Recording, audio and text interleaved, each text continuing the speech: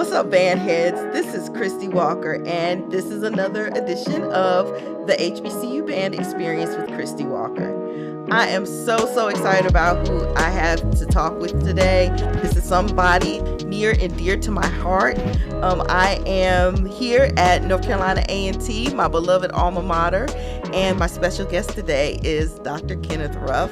He is the head director of the Blue and Gold Marching Machine, and I am so excited to be talking with you today. Thank you for coming to this. I'm excited to be here. Thank you. Yes.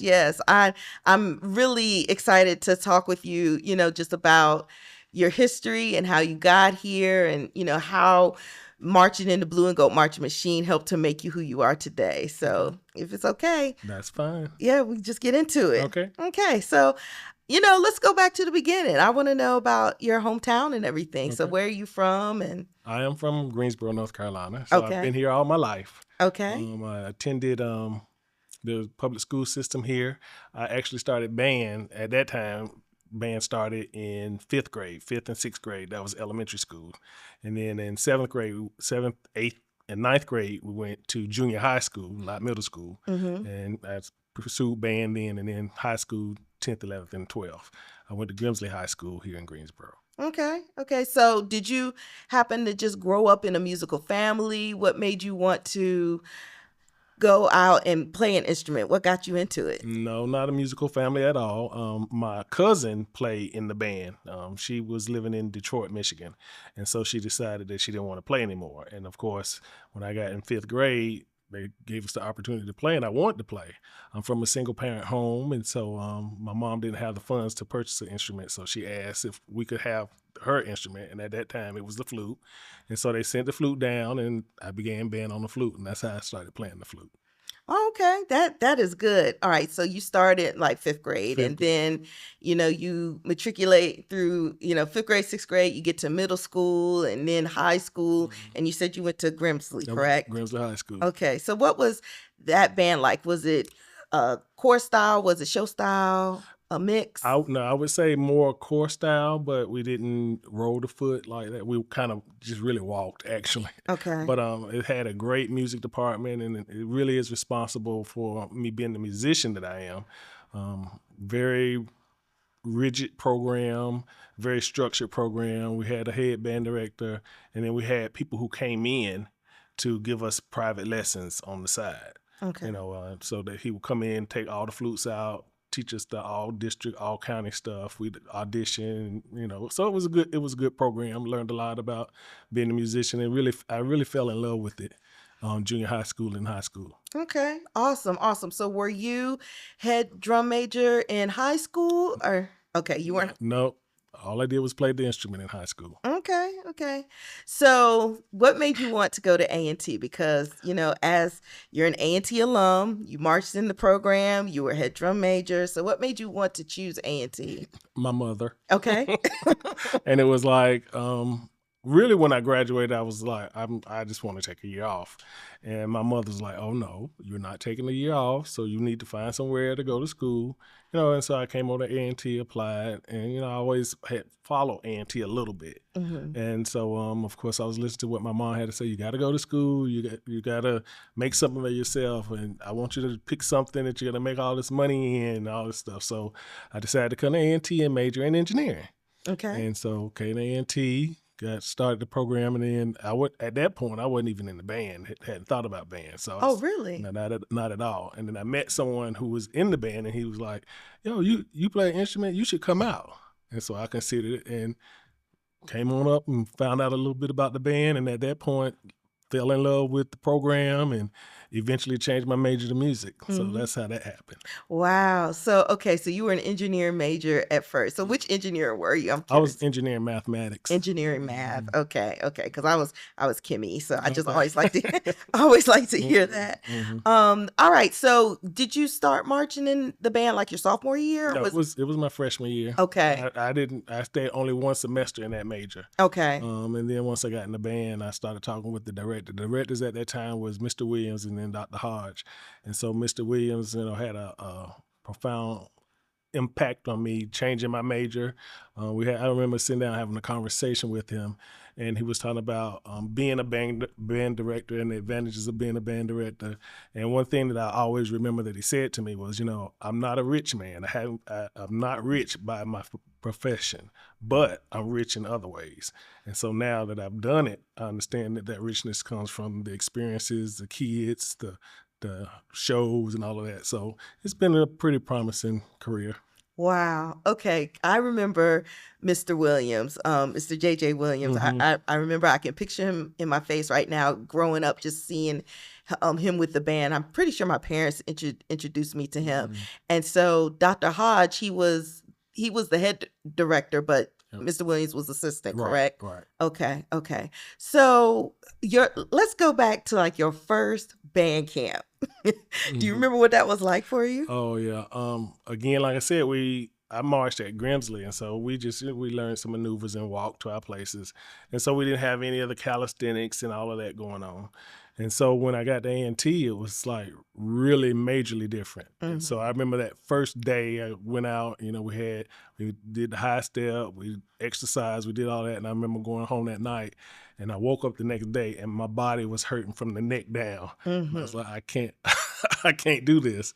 But of course, my mom, you're going to finish what you started. So I went on back and got accustomed to it. Okay. But yeah, it was pretty rough. And then at Grimsley, we used lyres, so we had our music there. Got A&T, didn't have the music in front of you. Had to learn it all, so it was different.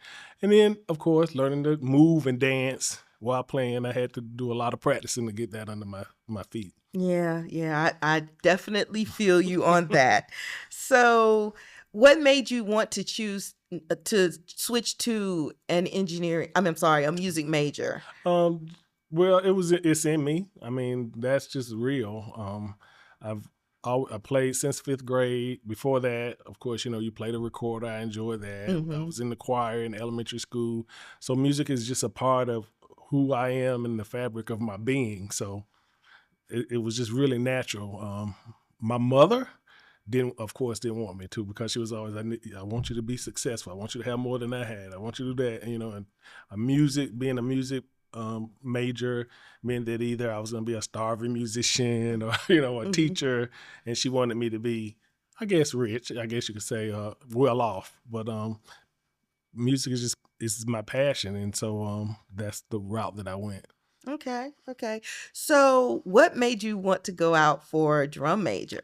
I didn't go out for drum major. Oh. Yeah. All right. So the year that I became drum major, Dr. Hart said to me, yo, man, I want you to take the guys. I want you to just take the band down there, and I want you to take them through some maneuvers, because I don't want the other guys to do it right now. I don't know who I want to pick yet, so I just want you to do it. So I took the band down, took them on down to the field, went through some maneuvers, and then when we got back to the band room, he pulled me in the office and said, I'm looking for a drum major, and that drum major is you. So that's how I got it. That is funny, because that sounds like something Dr. Hodge would say. So, just to explain a little bit, how do you think, how would you describe Dr. Hodge, your band director? He was my director as well. Doc, I'll try to do it without getting emotional and sensitive, because that's like my mentor.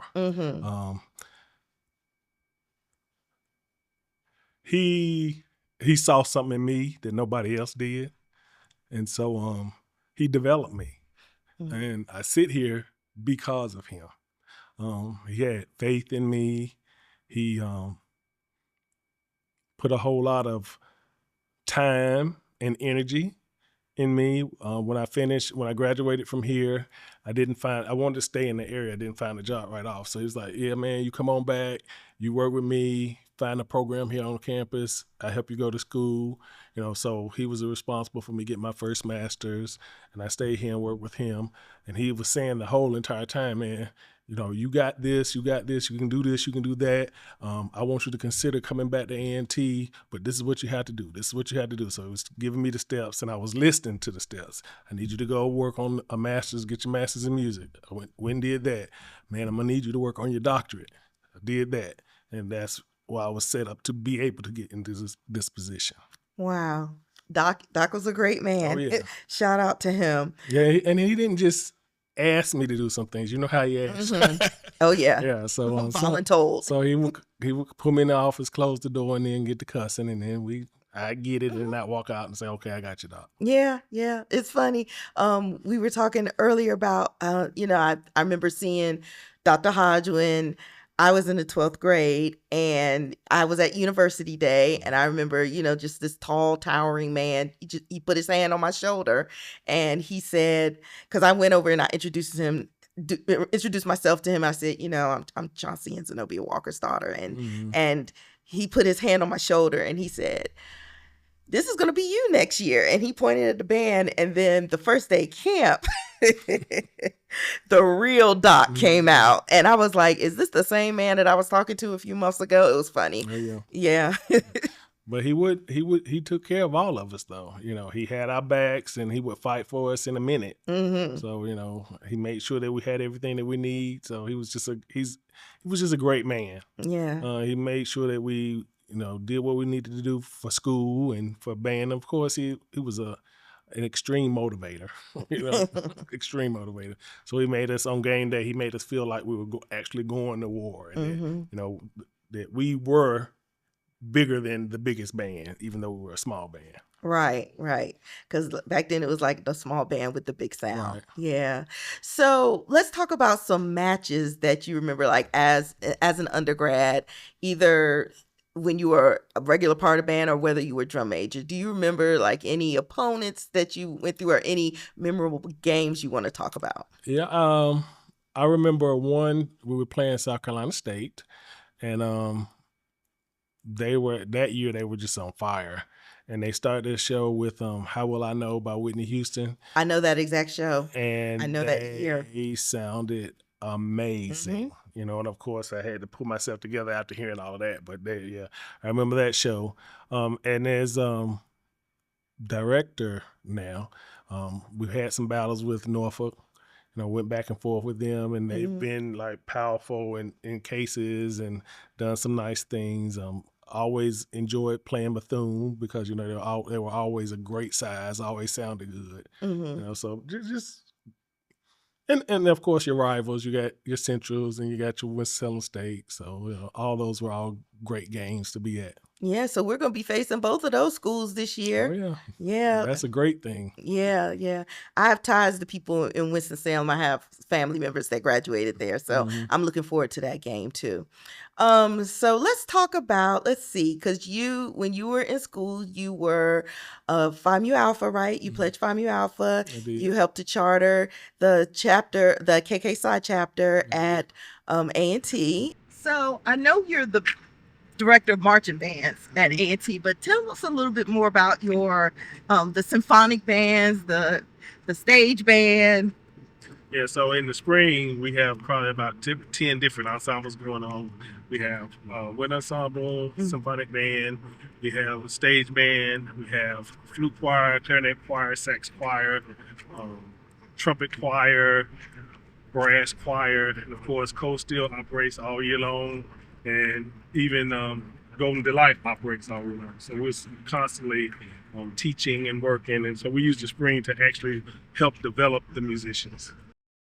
So you graduate from A&T with your degree in music ed. Yes. And so you were saying earlier that you weren't finding a job, so you started helping with Dr. Hodge. As an assistant director. Okay. So I want to say 91. That season, I started working with Dr. Hodge as an assistant director and going to school here, working on my degree in educational administration and supervision. A&T didn't have a master's of music program, so I couldn't do that here. And so since Dr. Hodge, of course, was helping me finance that, I chose that because I felt like that would be something that I could be able to do later on, in my career. Okay. And so I worked with the band while going to school. Right. Okay. Did you teach in the classroom eventually, like, Here at A&T? No, I was thinking, like in the Greensboro schools and stuff. Well, yeah, that was that first year. That second year, well, I interviewed for a position that year that I started working at A&T. I interviewed for a position in Eden at Moorhead High School and Holmes Middle School. and didn't get the job. And so the following year, they called me and said, we created a new position, and we enjoyed your interview last year, but we needed somebody that had some experience. And so they said, we were wondering if you'd like to come and interview again for this position. So I did, and I got that job. So I started in Eden at Moorhead High School, Holmes Middle School. And then a couple of years later, I got Eastern Guilford High School and began my career in Guilford County Schools. And I stayed there and then actually used my administration degree while I was there and became an assistant principal for a few years before becoming the director at A&T. Okay. I'm just trying to get the timeline right in my head. It's a lot. It's a lot, yeah. Yeah, and then all that time you were the assistant director for the Blue and Gold Marching Machine. The entire time. Yeah, wow. Because I was saying, I remember when you were when I was coming up in the band, you were the assistant director. You taught us the drills. I think you taught me how to march, basically, how to march. And, I remember you were running the 5 a.m. practices. And playing. I mean, from 5 o'clock in the morning, they have breaks in between to 10 o'clock at night. It's just strictly working. So by the time camp is over, they'll just need some rest, I'm sure. But they come back renewed and know that's when they know what the expectation is. So we're ready to roll for the rest of the year. During band camp and doing all the exercising and things like that. And you scared the living daylights out of me.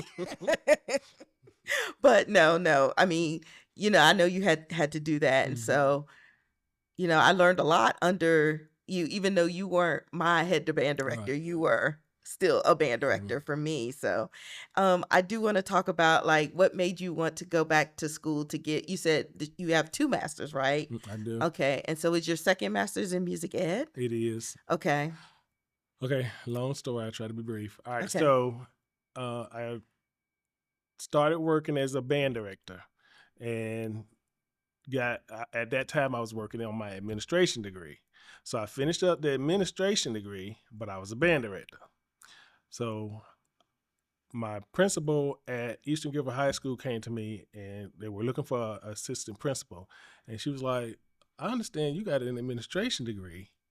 And we're looking for an assistant principal, and I think you would be good for it. So that's how I got into that. But at that time, I was working on my master's in music. So then I go into administration, but now I'm working on a master's in music. So I get my master's in music, but I'm in administration. And so while I'm in administration, I said, well, I guess if I'm going to be in administration, I'm going to be a principal or superintendent, I need to start working on my education degree. So I went back to school and started working on the doctorate in education. And so as soon as I got near finishing my doctorate in education, I got the job back here in music.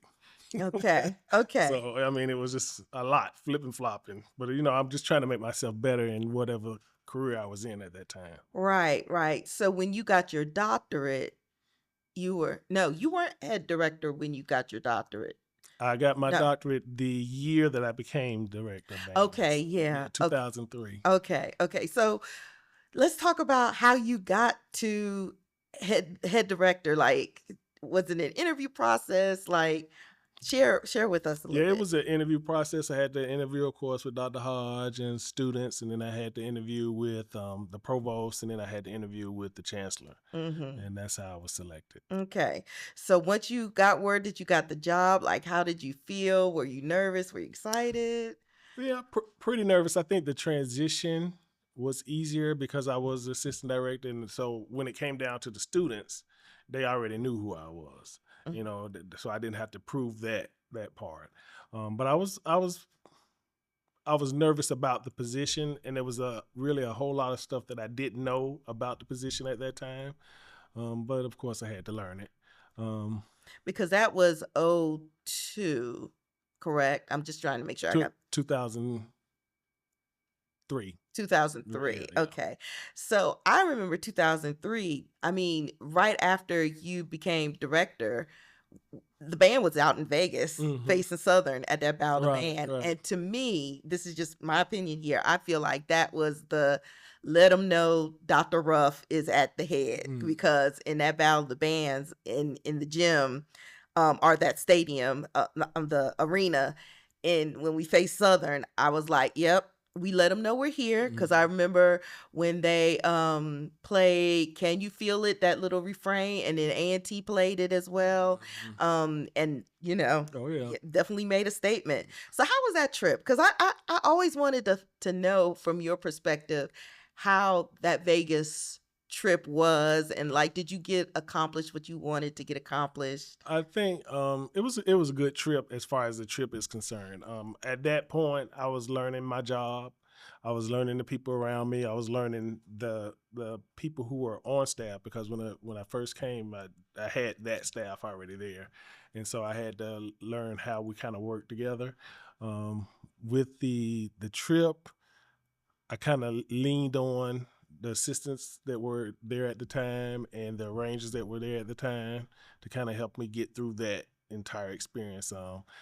That same year, we also, I think we had Defeat the Beat, and that was a actual competition, Absolutely. you know, and so we had that kind of pressure. So it was just like a whole year of just learning, you know, the inside out of the campus, the band world, making connections with other band directors and finding out who was going to be my enemies and who was going to be there to kind of help me through it, you know. And so it was just really a year of learning, actually. Right. So it's kind of like not trial by fire, but I mean, you know, we had some big things going on in 2003. You know, Defeat the Beat. We had, I think it was like 5 or 6 bands that we competed against, and you know, BGMM got first place. And you know, with some haters out there, but you know, they gonna hate. It's always haters out there. Oh, absolutely. Absolutely. Yeah. So we had a directors meeting prior to actually going on the field, and you know, I am who I am. I'm always gonna be who I am. I'm not gonna be anybody else. And so I'm not one of those people who are gonna be like in the forefront talking and going and yelling and screaming. You know, and some band directors are like real aggressive. I'm not that type of person. And so we were in the meeting, and they were going on, but man, this is what we gonna do. And they said, Ruff, you mighty quiet over there. And all I said was, we'll do our talking on the field, and that's it. Okay. And so that's put it on the field, leave it on the field. That's how I talk. Okay. Well, I guess that's that on that. So, you know, the years go along, and you know, it's kind of like a football team or an athletic team, where it's that first year you kind of have your previous coaches recruits to say, and then as the years go by, it becomes more and more like your band. So when did you feel like it was really the first year? It was like a Dr. Ruff band? Was it maybe like 07, 08, or?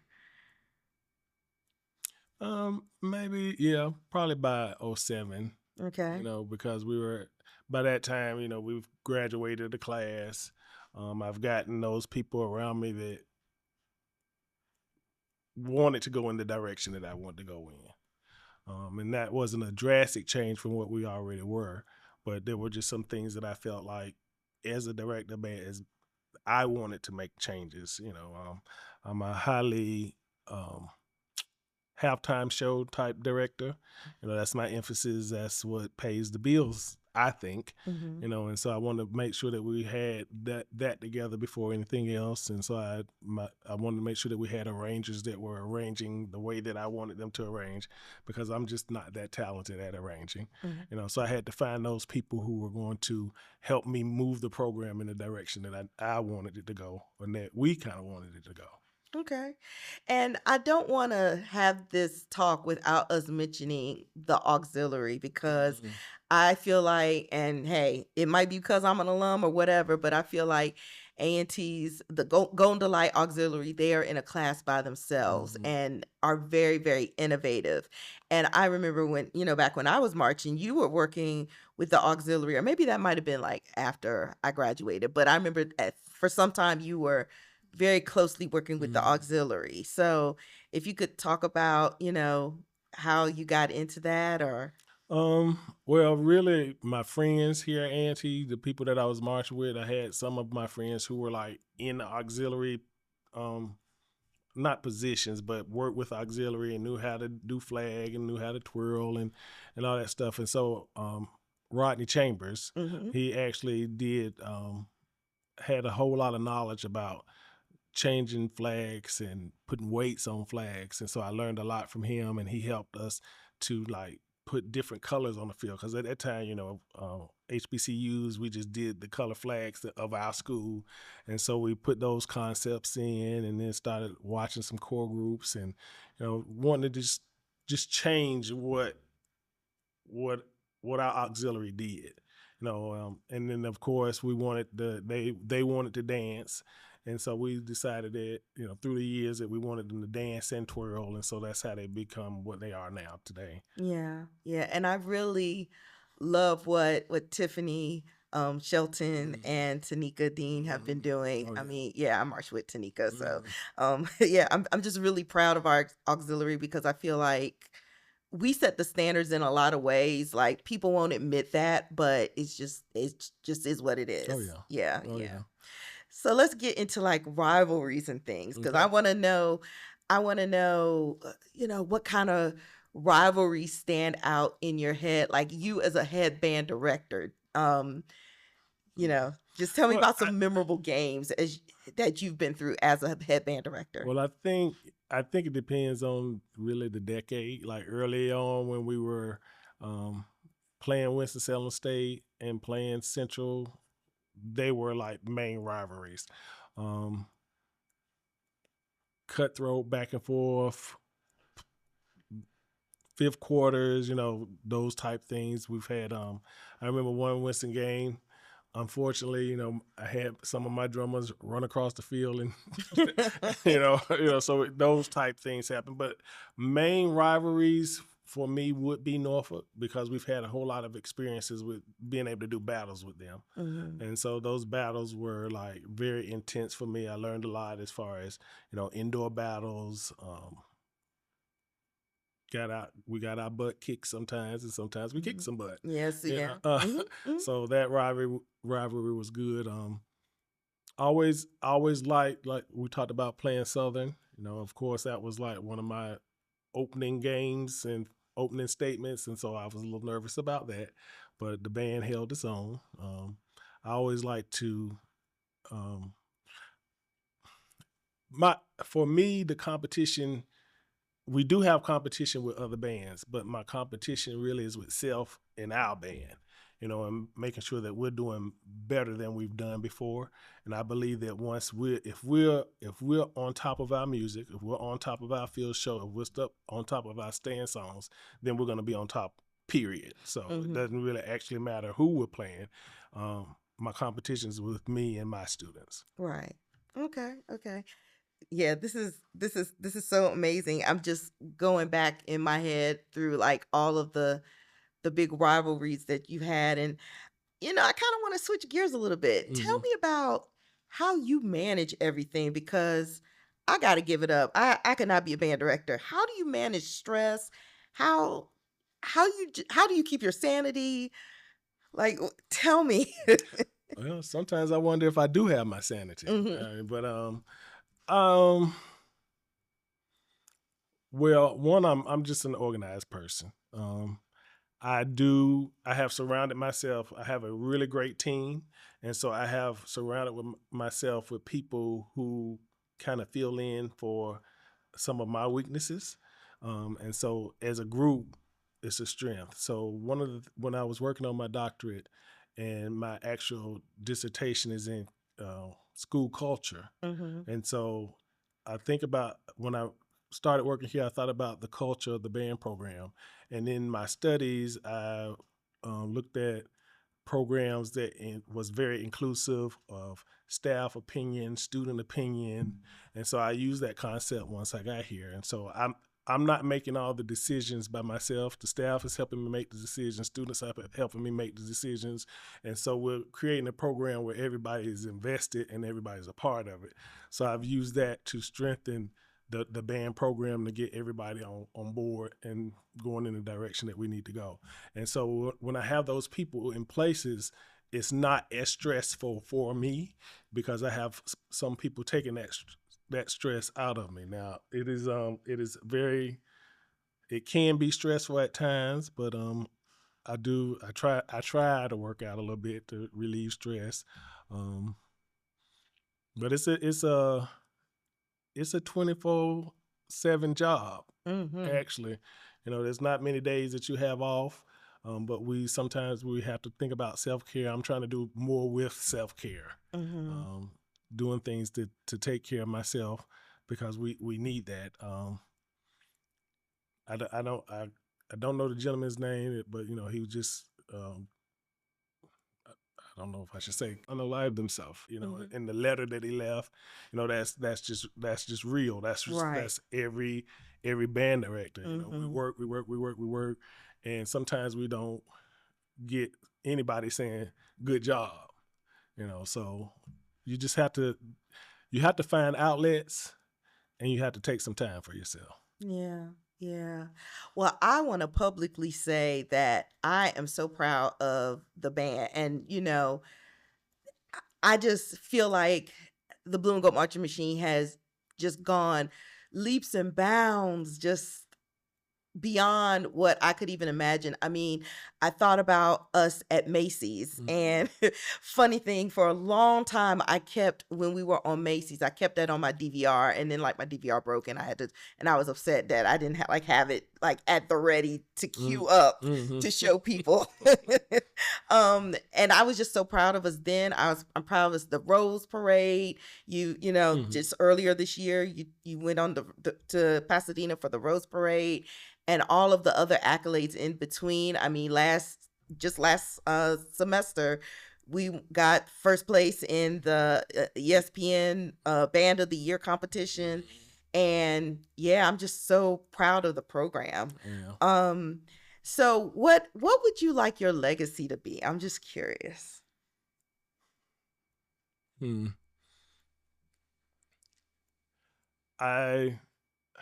Because I spoke earlier about who I am. I'm not the type of person who has to have all the accolades and all of that. I don't have to be at the forefront. I just don't want to be forgotten, and so I want people to know that I did make a contribution to the band program, and I want my students to always say, he was a good man and he was fair. That's mainly, he was fair and he was honest, and he did all that he could for us. And so that's what my purpose here at A&T has always been. I prayed before taking the job that, if you're going to allow me to get this job, let this job be what you want me to do, and let me be the best for the job, and let me be able to make it something. And thinking of Dr. Hodge, I wanted to be able to give back to the students just like he did. Mm-hmm. Absolutely. Yeah. So do you have any advice you would want to give to like aspiring directors, or any like words of wisdom you'd like to share?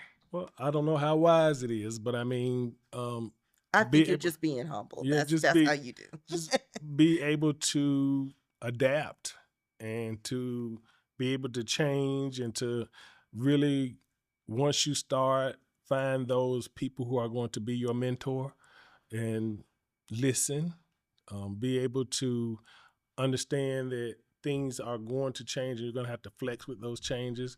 Just like now, we're going to go through an administration change. You have to be able to know what you want to do with your program, and you're going to have to be able to maneuver around to make sure that your program is always going to be solid no matter what's going on around it. And so I was lucky enough, once I became the director of bands here, to have good mentors like O'Neal Sanford. He was one of those band directors that accepted me. He was like, "Yeah, man, let me show you the ropes. Let me help you. Let me help you understand this." And so I was always able to call him and say, "Dr. Sanford, blah blah blah," and he would say, "Well, try this, try this, try that." Same thing with Donovan Wells at Bethune. He was always one of those directors that would always give me advice on how to better do what I'm doing, or just to say, "Man, how you doing?" So. Okay. Okay. Good. So, in parting, just in summary, I would say, can you talk about how you being a member of a HBCU band has helped you to become who you are now? The HBCU band has made me everything that I am. the discipline that it requires, the organization that it requires, the commitment that it requires. I mean, that's what being a part of a HBCU band is. Especially here at A&T, the understanding that you have to be loyal to a program, and that is the driving force of who people should be, and taking that, learning what your passion is, taking that passion and staying true to that passion. That's HBCU band. Learning to be a team player, learning to sacrifice yourself for the good of others, learning to give your 100% when you don't feel like giving your 100%. And so I just think it has taught me to be the person who I am. That's why I'm going to always be early to everything, to be on time. Okay. I'm going to be early to everything because I want to be on time. It's just those little things. We went, our divisions had a retreat a week ago. Mm-hmm. And so all of my staff in the band office had to go to the retreat. And so we're taking a group picture, and I'm just noticing how all the band staff is quiet and we're ready, and everybody else is going. It's just that discipline, that understanding of what needs to happen to make things work. Mm-hmm. And I probably could go on and on and on about what HBCU band has done for me. But it's just a powerful tool to teach students that they have outlets to be musicians, they have outlets to be leaders, they have outlets, to find families. Some of my best friends are people that I march in the band with, so it's just has been everything to make me who I am. Right. Do you know that I just got a flashback when you said to be early is to be on time? Because it's funny, because it was your voice saying it to me, and it made me think about back in the day when you were saying that to us. Mm-hmm. So yeah. But it has been such a pleasure talking to you. I really, really appreciate you. Thank you so much. And I hope that Doc can see us now. It would be a good thing. He sees us. Yes. Thank you so much.